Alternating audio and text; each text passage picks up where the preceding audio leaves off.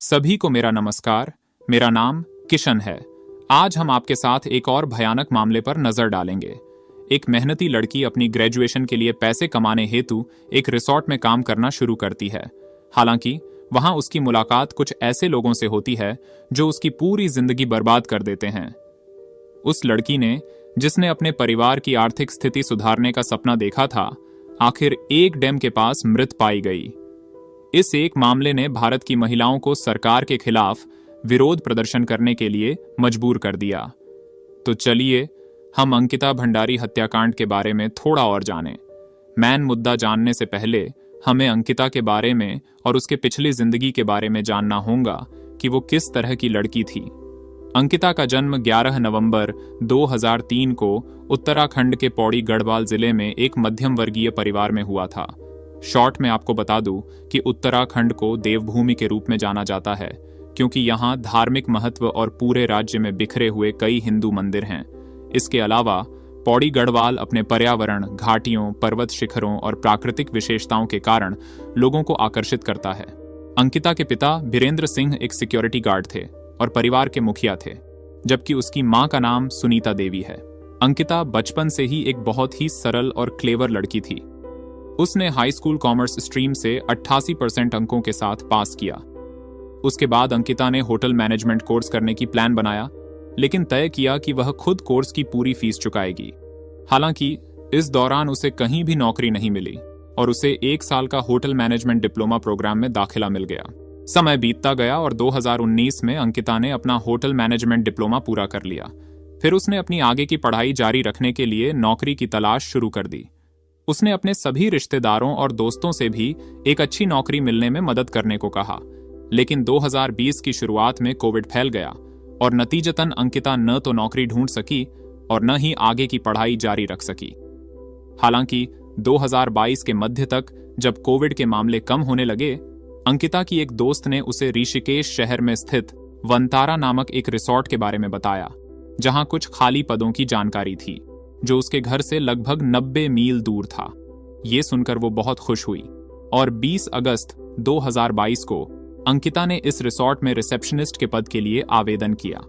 उसकी job screening resort के मालिक पुलकित आर्या द्वारा की गई, जो उस समय भारत के एक प्रमुख राजनीतिक दल के नेता विनोद आर्या के बेटे थे। उसके रिज्यूमे को देखने के बाद पुलकित ने उसे नौकरी दी और अगले दिन से काम शुरू करने को कहा। यह रिसॉर्ट बहुत सुंदर था। इसका निर्माण 2017 में शुरू हुआ था और 1 साल के अंदर पूरा हो गया था। 2022 तक इस रिसॉर्ट को खुलने को 4 साल हो गए थे, क्योंकि यह 2018 में खुला था। लेकिन इसकी एक समस्या थी कि यहाँ ज्यादा गेस्ट नहीं आते थे। इसकी वजह यह थी कि यह रिसॉर्ट मैन सिटी में नहीं था, बल्कि पेड़ों से घिरा हुआ था और आसपास न तो कोई घर था और न ही कोई अन्य रिसॉर्ट। फिर भी अंकिता ने यहाँ नौकरी लेने का फैसला किया। हालांकि अंकिता के सामने एक चुनौती थी, क्योंकि उसका घर नौकरी की जगह से लगभग 90 मील दूर था, जिससे रोजाना आना जाना बहुत दूर और महंगा था। जब अंकिता ने इस बारे में पुलकित से चर्चा की, तो उसने उसे रिसेप्शन के पास एक कमरा रहने के लिए दिया।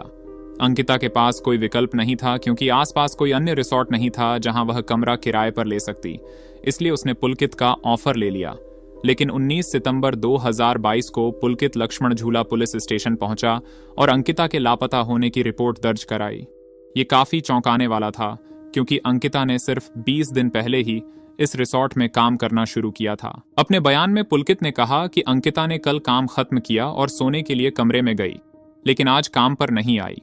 उसने उसे फोन करने की भी कोशिश की, लेकिन उसका फोन बंद था। आश्चर्यजनक रूप से रिपोर्ट दर्ज होने के बावजूद पुलिस ने इस बयान पर कोई कार्रवाई नहीं की। हालांकि यह बेहद चिंताजनक है कि एक लड़की जो इतनी दूर से काम करने के लिए आई थी, अचानक लापता हो गई है और पुलिस ने अंकिता को ढूंढने की कोई कोशिश भी नहीं की। फिर कुछ समय बाद पुलकित ने खुद अंकिता के पिता से संपर्क किया और कहा कि उसने कल शाम को अंकिता को देखा था और वह आज सुबह काम पर नहीं आई। वो उसे ढूंढने की पूरी कोशिश कर रहा है। यह सुनकर अंकिता के माता पिता बहुत चिंतित हो गए। अपनी बेटी के लापता होने की खबर सुनकर अंकिता की मां बहुत रोने लगी। नतीजतन अंकिता के माता पिता 20 सितंबर की रात को अपने घर से निकले और 24 सितंबर की सुबह ऋषिकेश पहुंचे। वो लक्ष्मण झूला पुलिस स्टेशन गए और अपनी बेटी के लापता होने की एक और रिपोर्ट दर्ज कराई, लेकिन पुलिस ने फिर भी कोई कार्रवाई नहीं की। हैरानी की बात है कि किसी भी देश का कानून सबसे शक्तिशाली होना चाहिए, कानून को लोगों की मदद करना चाहिए, लेकिन अगर वो कोई कार्रवाई नहीं करता है तो पुलिस प्रशासन और अन्य सार्वजनिक सेवा आयोगों का काम ही क्या है। यहां पुलिस भी वही कर रही थी, वह जांच नहीं कर रही थी, बल्कि वो बार बार अंकिता के पहचान पत्र और फोटो की फोटोकॉपी मांग रहे थे। वास्तव में पुलिस अंकिता के पिता बीरेंद्र सिंह का फायदा उठा रही थी। हालांकि अब तक राज्य के मीडिया में यह खबर फैल चुकी थी कि 19 वर्षीय अंकिता 18 तारीख से लापता है और पुलिस उसे ढूंढने के लिए कई दिनों तक कोई कार्रवाई नहीं कर रही थी। अब जम्मू से अंकिता का एक दोस्त भी इस खबर के बारे में सुनता है और इसे सुनकर वो बहुत चिंतित हो जाता है। अंकिता ने एक ऑनलाइन सोशल मीडिया ऐप पर पुष्पदीप नाम के एक लड़के से मुलाकात की थी और धीरे धीरे वो दोनों बातचीत करने लगे थे। समय के साथ वो एक दूसरे के इतने करीबी दोस्त बन गए कि हर रात एक दूसरे के साथ अपनी दैनिक गतिविधियों को साझा करने लगे। हालांकि जब उसे पता चला कि अंकिता पिछले 2-3 दिनों से लापता है तो उसने जल्दी से अंकिता के पिता को फोन किया, क्योंकि पुष्पदीप उसके पिता को अच्छी तरह से जानता था।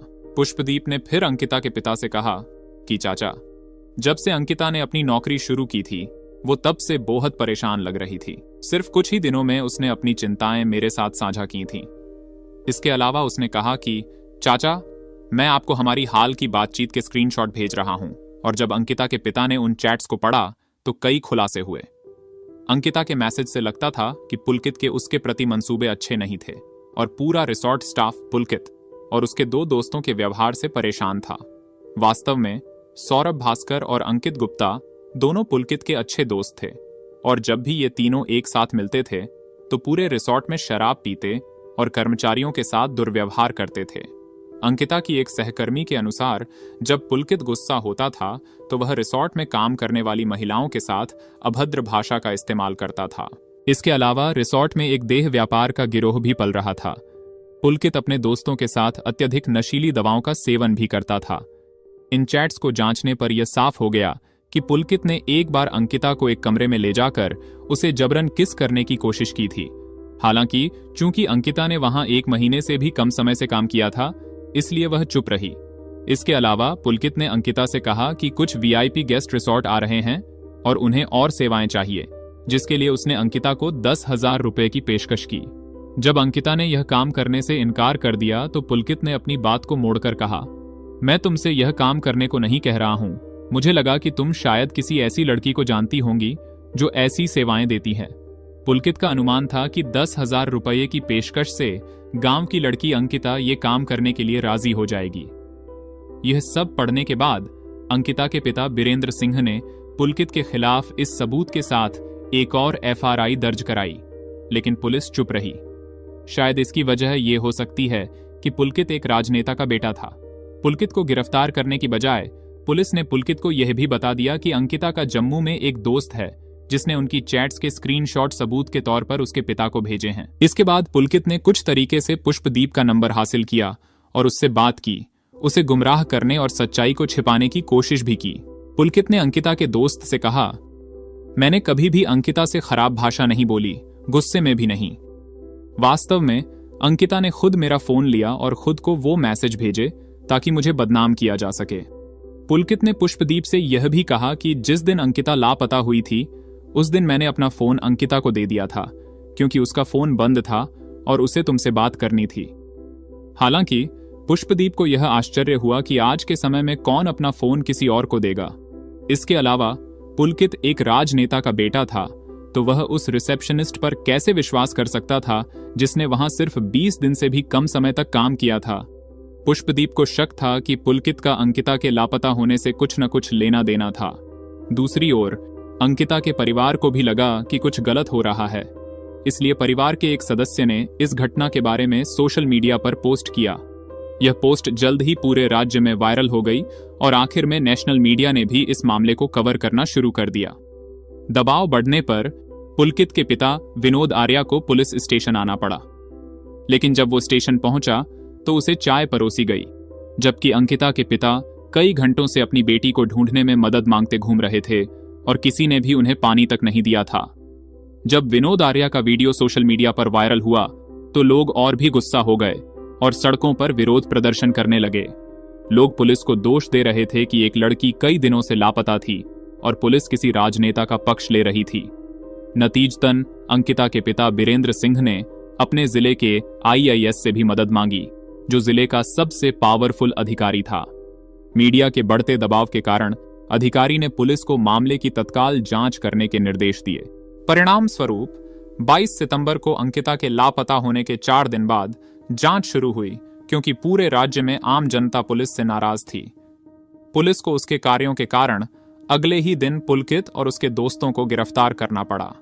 जनता के गुस्से का अंदाजा इस बात से लगाया जा सकता है कि जब पुलिस पुलकित को पुलिस स्टेशन ले जा रही थी तो महिलाओं ने पुलिस वैन को घेर लिया और पुलकित को पीटा।